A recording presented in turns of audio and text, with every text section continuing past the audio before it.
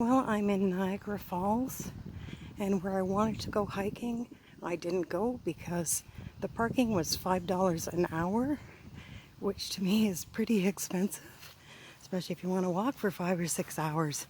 So I found another place to park, and I'm just doing a walk, and there is a little trail down here, so I'm going to try that one.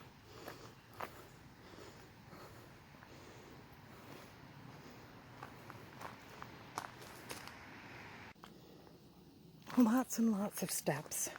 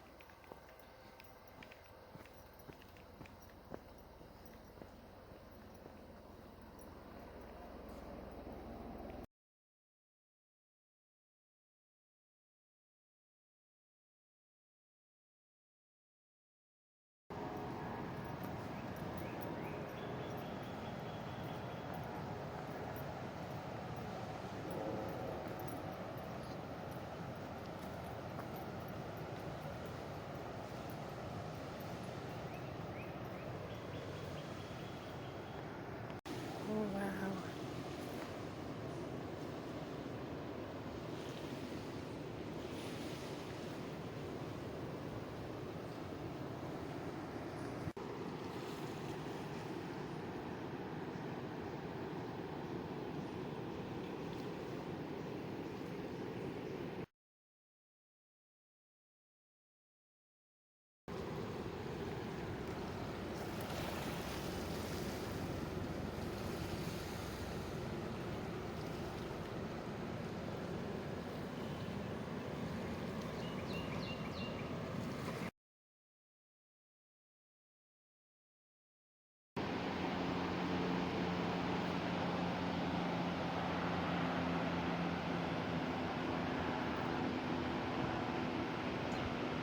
And right over there, that's where I was sitting down there before.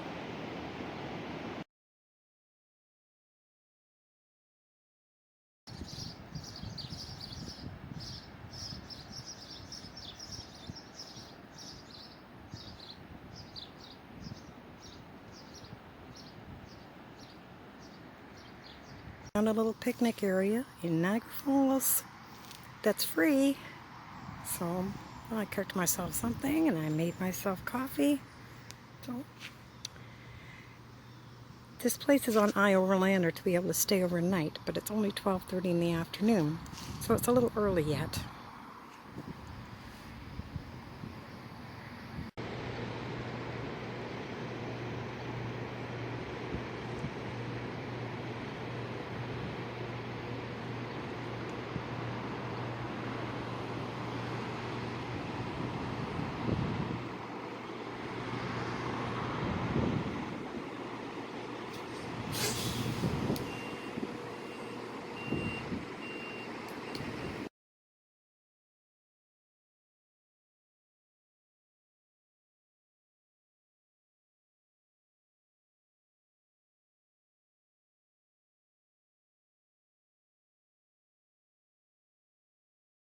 Well, I ended up camping or sleeping in my vehicle in that little area on River Road after going for a drive and seeing some other places, and I had a really good sleep. So in total I saw 3 foxes last night and 1 this morning. I had my coffee there, and there was other people parked for the night as well. And today is a new day, and I'm hoping to make it to Niagara-on-the-Lake and Fort George, but it doesn't open until 10. So I'm just reading and relaxing until then.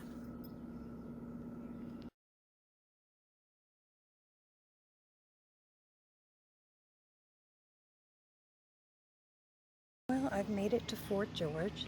It costs $6 for the day for parking, but my Discovery Pass lets me get in free. So we're gonna have a wander around, and hopefully we have a good day. and afterwards I can walk downtown instead of paying $2 an hour for parking and stay here and look at what the downtown has to offer.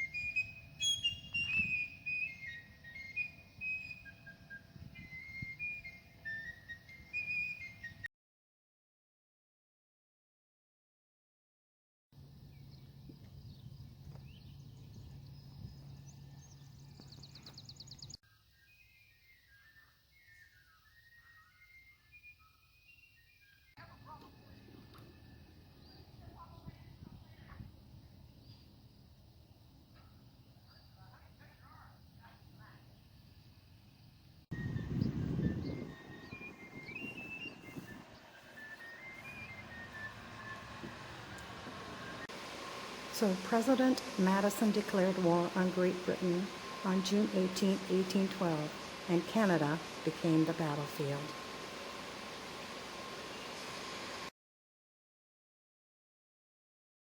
The United States entered this war with an overwhelming advantage.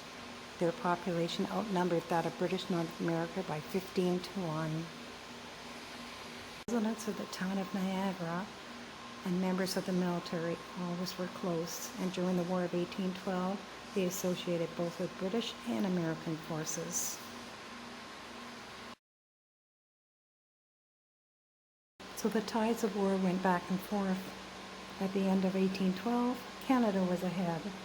By May 1813, the American flag was flying on Fort George. Then, there was a massive bombardment on May 25th, and Fort George was burnt to the ground. The British struck back with a surprise attack in Stony Creek on June 6, 1813. And they got to the American camp before dawn, and fierce fighting, heavy losses on both sides, but the Americans withdrew when their senior officers were captured. Then there was another ambush on June 24th at the Battle of Beaver Dams. From May to December 1813, American forces occupied the fort and the town of Niagara, but their troops dwindled from over 6,000 to about 100 men.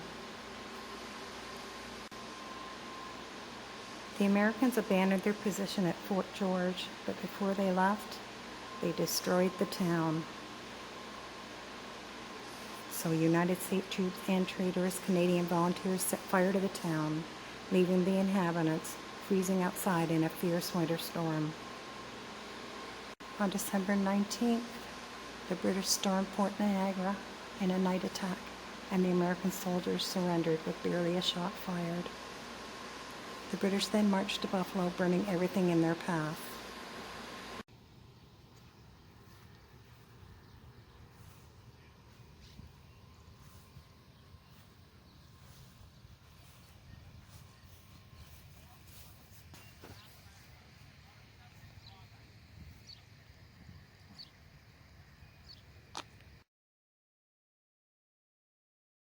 Names of soldiers that were stationed here that they were taken from the payroll list. So unlikely that these are the spots that they were in, but you never know, right? Sorry. I'm just gonna take a little video.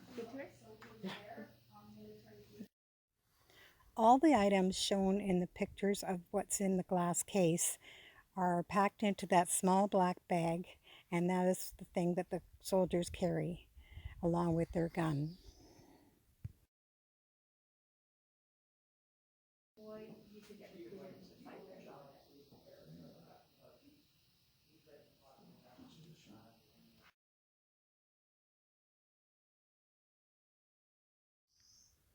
The double bed bunks were for the married couples. The soldiers were allowed to bring their wives, and they were allowed to bring one child that was Fort 6 George or under. If they had other children, they had to be left with family, relatives, or to live on the streets. I guess like Oliver Twist and Fagin, pickpockets. I don't know. But anyway, and once a male child turned 8, they were enlisted into the army. When they went into battle, they were toward the back until they got older. So they were the last line of defense.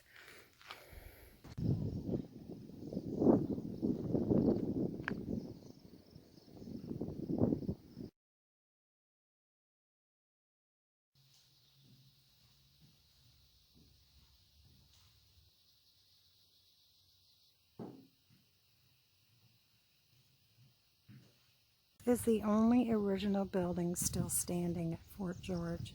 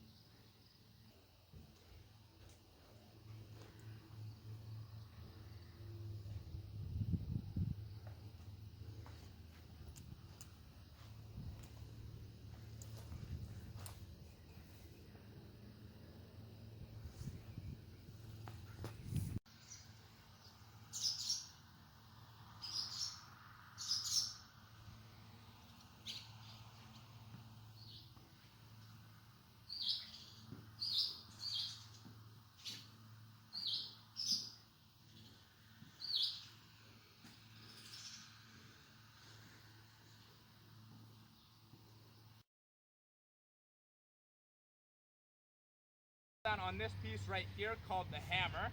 As that comes down, the springs are engaged. They then just present the weapon and pull the trigger. And as they do, that flint is going to fly towards that prison. That is hopefully going to create a shower of sparks. Those sparks are hopefully going to fall down into the pan. That is hopefully going to ignite the powder in the pan. That is hopefully going to cause a rather large explosion on the outside of the musket. That is hopefully going to travel through that small hole I mentioned drilled into the side of the barrel. That is hopefully going to set off the main charge, and that is hopefully going to send a musket ball flying off towards your enemy. Now, what word did I say a lot there? Hopefully. And that is because these weapons are very, very unreliable. They have about a 30% misfire rate on a good day. Now, a misfire just refers to any action where you pull the trigger and the gun fails to fire. Waiting for the command to prime it.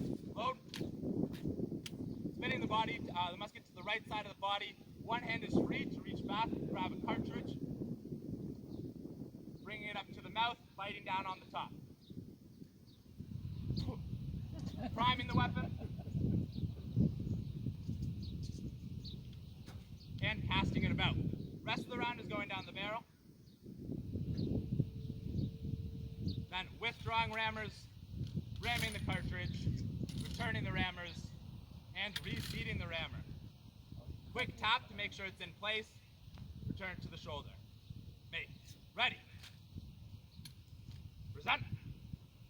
Fire. Bang! Alright, that was a misfire. We'll give it another try.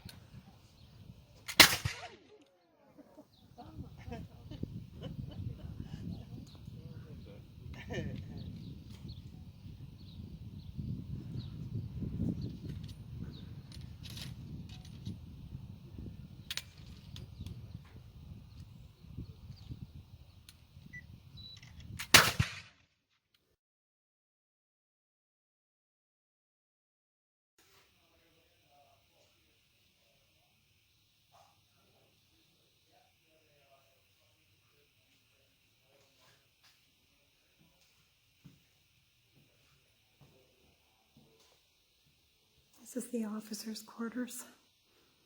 Not fancier than the barracks.